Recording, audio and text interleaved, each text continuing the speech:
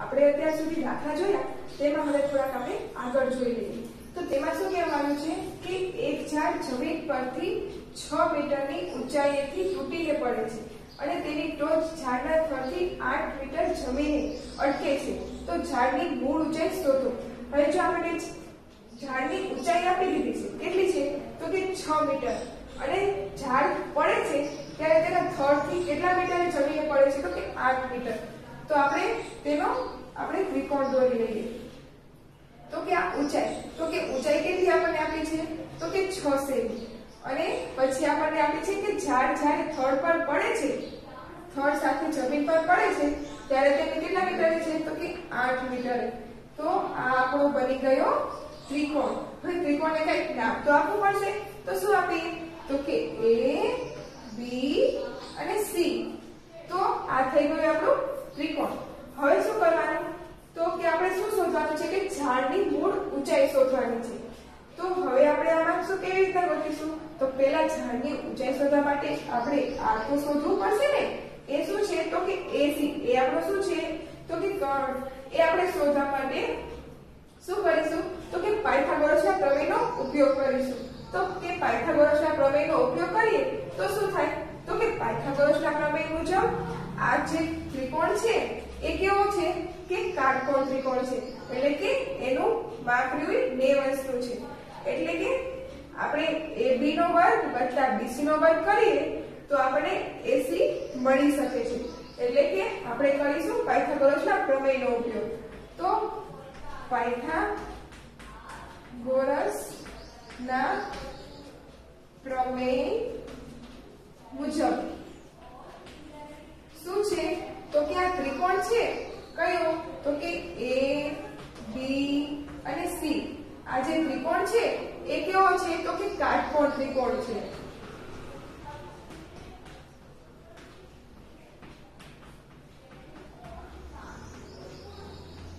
Okay friends, તો હવે શું કરીશું તો કે હવે આજે આપણે AC શોધીશું. તો AC શોધવા માટે શું સૂત્ર હતું આપણું તો કે AC નો વર્ગ બરાબર તો કે AB નો વર્ગ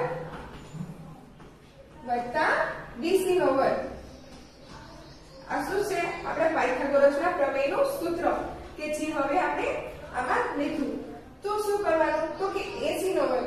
તો આ તો આપણે શોધવાનું છે, અને AB તો આપણે AB આપ્યું છે કેટલું તો કે 6. તો આપણે શું કરવાનું તેનો વર્ગ, અને BC પણ આપણને આપ્યું છે કેટલું તો કે 8, એટલે કે 8 નો વર્ગ. હવે શું કરીશું તો કે 6 નો વર્ગ કેટલો થશે 36, અને 8 નો વર્ગ તો કે 64. હવે શું કરીશું તો કે આ બંનેનો સરવાળો. તો સરવાળો કેટલો થશે 36 વત્તા 64 તો કે 100 થશે ને 100. તો ચલો હવે આપણને મળ્યું આ AC નો વર્ગ. આપણે તો AC શોધવાના હતા, તો આપણને AC નો વર્ગ મળ્યો. તો હવે AC કેવી રીતે શોધી શકાય તો કે AC શોધવા માટે આપણે AC બરાબર હવે આ વર્ગ કાઢવું પડે. તો કાઢવા માટે શું કરવાનું તો કે આ વર્ગ છે એને કાઢી એટલે અહીંયા કણે વર્ગમૂળ થઈ જાય, એટલે કે વર્ગમૂળમાં 100 આવી છે. હવે શું કરવાનું તો કે આ AC તો 100 નું વર્ગમૂળ શું થાય તો કે 100 નું વર્ગમૂળ થાય 10. આ મળી ગયું આપણને AC. શું મળ્યું AC કેટલું મળ્યું તો કે 10. પણ આપણે તો AC નથી શોધવાનું, આપણે શું શોધવાનું છે કે ઝાડની મૂળ ઊંચાઈ શોધવાની છે. તો કે ઝાડની મૂળ ઊંચાઈ કેટલી હતી એ આપણે શોધવાની છે. તો કેવી રીતના મળે તો કે AB વત્તા AC કરીએ એટલે આપણને ઝાડની મૂળ ઊંચાઈ મળી જશે. તો આપણે કરીએ ચલો ઊંચાઈ કેવી રીતના તો કે AB વત્તા AC.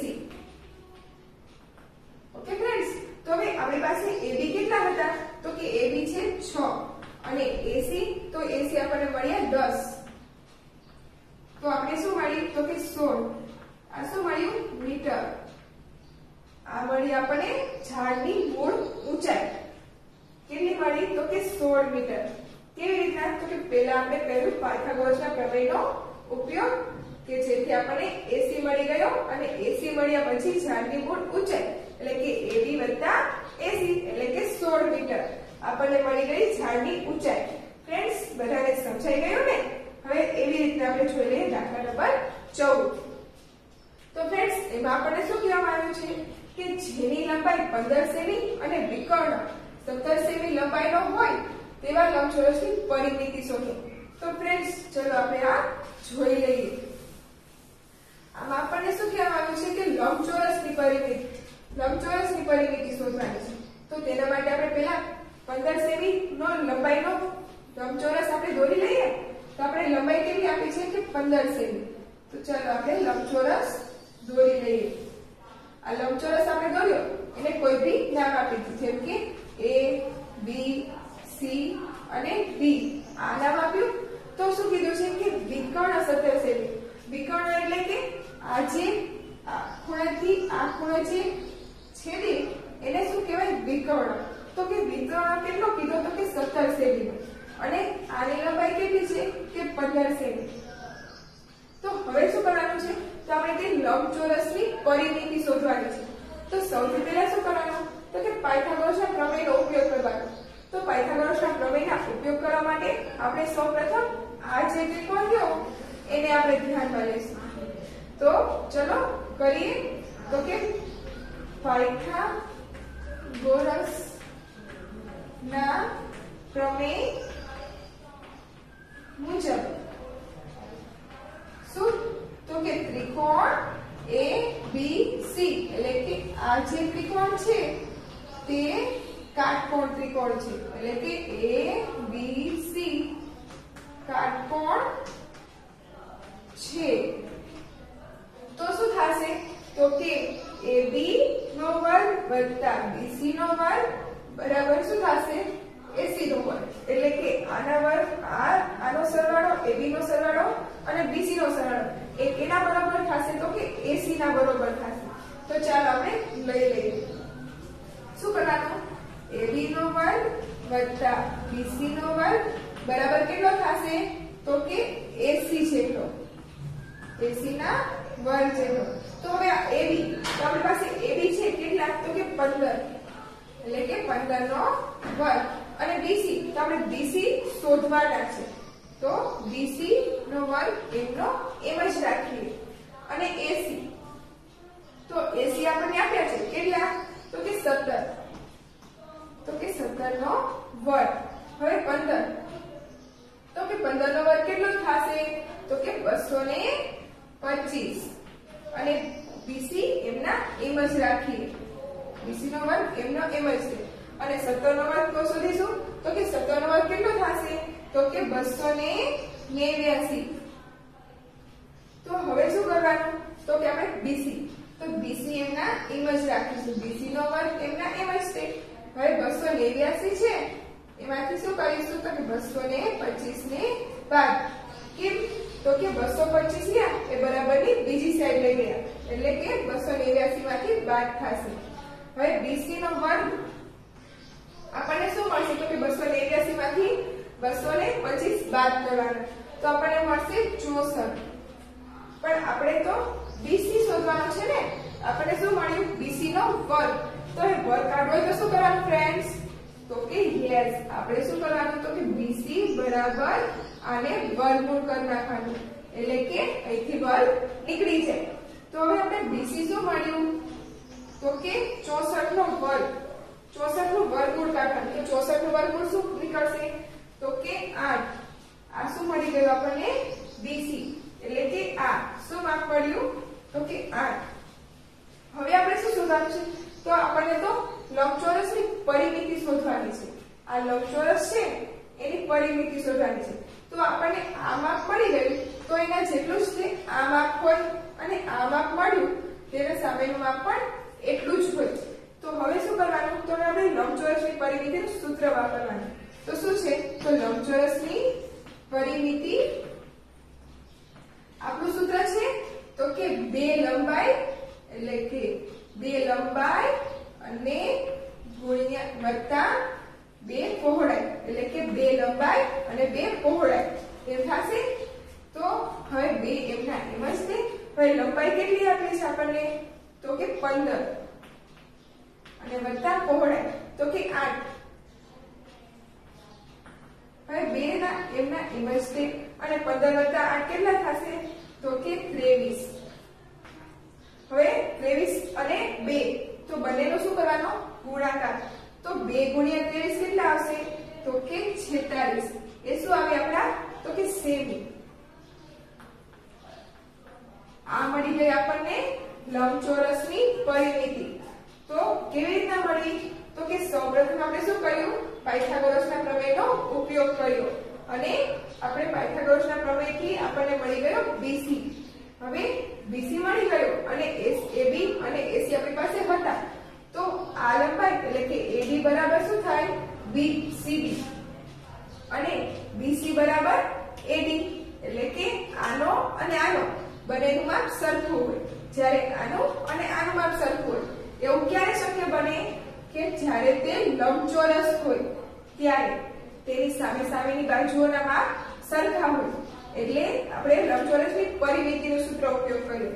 શું કે 2 કૌંસમાં લંબાઈ વત્તા પહોળાઈ એટલે કે આપણને મળી ગઈ લંબચોરસની પરિમિતિ કેટલી તો કે 46 સેમી. હવે તેવી જ રીતના દાખલા નંબર 15 જોઈ લઈએ. તો તેમાં શું કીધું છે ફ્રેન્ડ્સ આપણને કે એક સમબાજુ ચતુષ્કોણના વિકર્ણના માપ 10 સેમી છે અને 24 સેમી. એવી રીતના વિકર્ણોના માપ આપ્યા છે. તો સમબાજુ ચતુષ્કોણની પરિમિતિ શોધો. આપણને વિકર્ણોના માપ આપ્યા છે તો આપણે શોધવાના છે કે સમબાજુ ચતુષ્કોણની પરિમિતિ શોધવાની છે. સમબાજુ ચતુષ્કોણ એટલે કે મિત્રો તો કે સમબાજુ ચતુષ્કોણ એટલે કે તેની દરેક બાજુઓ સરખી હોય એવો ચતુષ્કોણ. તો ચાલો આપણે એવો ચતુષ્કોણ એટલે કે ચોરસ દોરી લઈએ. આમ આપણો છે સમબાજુ ચતુષ્કોણ. તો શું નામ આપીશું એને તો કે A B C અને D. આ નામ આપ્યું તો શું કીધું છે તેના તો તેના વિકર્ણો 10 સેમીના અને 24 સેમીના છે. વિકર્ણો એટલે કે આને A થી C સુધી આને કહેવાય વિકર્ણ અને B થી D સુધી આને કહેવાય બીજો વિકર્ણ. તો તેનું માપ અહીંયા આગળ આપણે છેદે છે ત્યાં O આપી દઈએ. તો શું કીધું છે કે એકનું માપ કીધું છે 10 સેમી અને બીજાનું માપ કીધું છે તો કે 24 સેમી. એટલે કે આ જે વિકર્ણ છે એનું માપ છે 10 સેમી અને આ જે વિકર્ણ છે તેનું માપ છે 24 સેમી. તો હવે જોઈ લઈએ. તો આપણે શું કરીશું હવે આખા વિકર્ણનું માપ આપણને આપ્યું છે કે 24. તો હવે અહીંથી આટલાનું માપ અને અહીંથી આટલાનું માપ એ કેટલું હોય તો કે આના કરતા અડધું. તો ચાલો આપણે જોઈએ. તો કે આપણે AC બરાબર શું થાય તો કે આખો છે એના બરાબર શું થાય તો કે AO એટલે કે OA વત્તા તો કે OC. આપણી પાસે AC બરાબર કેટલા છે તો કે 24 આપ્યા છે. તો આ અને આ બંને બરાબર હોય એટલે કે OA બરાબર છે OB OC આ બંને બરાબર હોય તો હવે 24 ના અડધા શું થાય તો કે 12. એટલે કે આ OA 12 મળ્યું અને આ OC એ પણ 12 મળ્યું. હવે આપણે શું ગોતીશું તો કે BD આપણને આપ્યું છે કેટલું છે તો કે 10. તો BD બરાબર 10. આ BD 10 આપ્યું છે તો હવે એમાં શું થશે તો કે OB અને OD એ કેટલા હોય બરાબર હોય એટલે કે OB બરાબર છે OD. તો તે કેટલા થશે તો કે આના અડધા એટલે કે 10 ના અડધા કેટલા થાય 5. તો આનું માપ આપણને મળ્યું 5 અને આનું પણ માપ પડ્યું 5. તો હવે શું કરીશું તો કે પાયથાગોરસના પ્રમેયનો ઉપયોગ. પાયથાગોરસના પ્રમેયનો ઉપયોગ કરીએ તો આપણે આને ધ્યાનમાં રાખીએ. આ ચતુષ્કોણ આપણે ત્રિકોણ ધ્યાનમાં રાખીશું. તો કે ત્રિકોણ લઈશું AOB. આ ત્રિકોણ લઈશું તો સૌપ્રથમ લખી લઈએ કે પાયથાગોરસના પ્રમેય મુજબ શું તો કે ત્રિકોણ AOB કે ત્રિકોણ AOB કેવો છે તો કે કાટકોણ છે.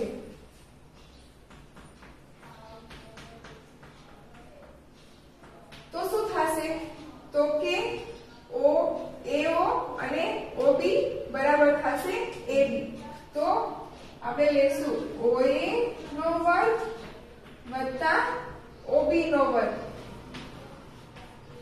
બરાબર કેટલો થશે તો કે AB જેટલો, AB ના વર્ગ જેટલો। તો હવે આપણી પાસે OA ની કિંમત છે કેટલી છે OA તો કે 12 એટલે કે 12 નો વર્ગ અને OB છે આપણી પાસે કેટલા તો કે 5 એટલે કે 5 નો વર્ગ અને આપણે AB તો AB આપણે શોધવાના છે। તો શું કરીશું ફ્રેન્ડ્સ આપણે તો કે 12 આપણે OB આપણને OA આપણને મળ્યા છે કે 12 તો શું કરીશું તો કે 12 નો વર્ગ કેટલો થશે 144 જ્યારે 5 નો વર્ગ શું થશે તો કે 25 એ શું થશે આપણે AB નો વર્ગ। તો હવે આ બંનેનો શું કરવાનું તો કે સરવાળો કેટલો આવશે તો કે 169 બરાબર AB નો વર્ગ। આપણને તો AB નો વર્ગ મળ્યો ને, આપણે શું જોઈએ છે AB તો AB આપણને કેવી રીતના મળશે તો આપણે વર્ગ કાઢવો પડશે। વર્ગ કાઢવો હોય તો શું કરવાનું તો કે વર્ગ કાઢવા માટે આ સાથે વર્ગમૂળ આવી જાય એટલે કે AB બરાબર 169 એ જશે વર્ગમૂળમાં એટલે કે AB તો 169 એ કેનું વર્ગમૂળ છે તો કે 13 નું। આ મળી ગયું આપણને AB કેટલું મળ્યું તો કે 13। હવે આ જે આપણને AB મળ્યો એ 13 મળ્યો તો આપણને કીધું છે કે આ ચતુષ્કોણ કેવો છે તો કે સમબાજુ એટલે કે તેની બધી બાજુ સમાન છે એટલે કે આ 13 છે તો આ પણ 13 હોય, આ પણ 13 હોય અને આ પણ 13 હોય એટલે કે બધી બાજુઓ કેટલી ભાગ હોય સરખી હોય એટલે કે બધી આનો 13 ભાગ મળ્યો તો આ પણ 13 આ પણ 13 અને આ પણ 13 શું કામ કે આ ચતુષ્કોણ જો એ સમબાજુ ચતુષ્કોણ છે। તો હવે શું કરવાનું તો આપણે સમબાજુ ચતુષ્કોણની પરિમિતિ શોધવાનું છે। તો શું કરીશું તો કે પરિમિતિ બરાબર શું કરીશું તો કે કેટલી બાજુઓ છે તો કે 1 2 3 અને 4 એટલે કે 4 ગુણ્યા શું કરીશું તો કે L લંબાઈ એટલે કે 4 L ના એમ જ 13 અને આપણને શું મળે તો કે 13। હવે 4 ગુણ્યા 13 કરીએ તો કેટલા મળે તો કે 52। આ શું મળી આપણને સેમી। તો આપણો જવાબ આવી ગયો। શું જવાબ આવ્યો તો કે સમબાજુ ચતુષ્કોણની પરિમિતિ કેટલી મળી આપણને 52। તો ફ્રેન્ડ્સ બધાને સમજાઈ ગયું ને અને બધાને આ ચેપ્ટર માં મજા આવી ને તો આવા નવા ચેપ્ટર સાથે આપણે ફરી મળીએ। ત્યાં સુધી આ ચેપ્ટરનું તમે રિવિઝન કરો કે જેથી જ્યારે પૂછવામાં આવે ત્યારે તમને બધાને સરસ રીતે આવડી જાય। તો નવા ચેપ્ટર સાથે આપણે ફરી મળીશું।